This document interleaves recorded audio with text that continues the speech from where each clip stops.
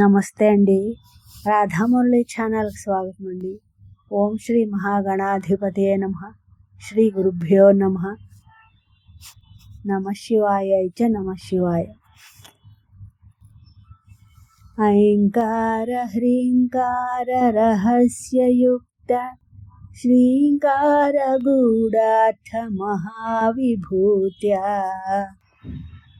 ఓంకారమర్మ ప్రతిపాదినేభ్యాం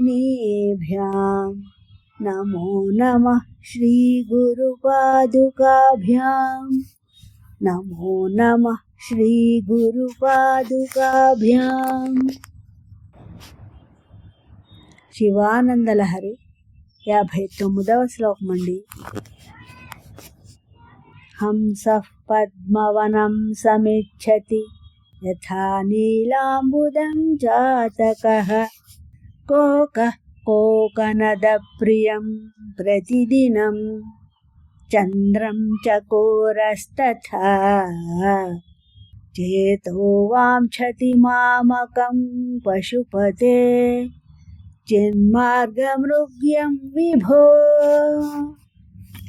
గౌరీనాథ భవత్పదాబ్జయుగళం కైవల్య సౌఖ్యప్రదం. హంసః పద్మవనం సమిచ్చతి యథా నీలాంబుదం జాతకః కోకః కోకనదప్రియం ప్రతిదినం చంద్రం చకోరస్తథా చేతో వాంఛతి మామకం పశుపతే చిన్మార్గమృగ్యం విభో గౌరీనాథ భవత్పదాబ్జయుగళం కైవల్య సౌఖ్యప్రదం.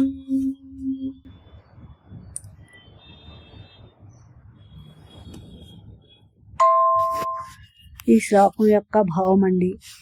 పశుపతి, ప్రభు, పార్వతీనాథ, శివ, హంస తామర కొలను, చాతక పక్షి వర్షాకాల మేఘాన్ని, చక్రవాకము సూర్యుణ్ణి, చకోర పక్షి చంద్రుణ్ణి నిత్యము కోరేటట్లు నా మనస్సు ఉపనిషత్తులచే తెలుసుకొనదగినట్టి కైవల్య సౌఖ్యాన్ని ఇచ్చే మీ పాద పద్మముల జంటను కోరుతోంది.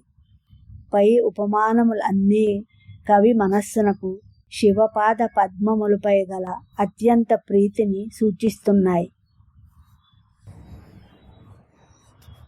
నా ఈ శ్లోకం మీ అందరికీ నచ్చినట్లయితే లైక్ చేయండి, షేర్ చేయండి, సబ్స్క్రైబ్ చేయండి. మీ రాధ.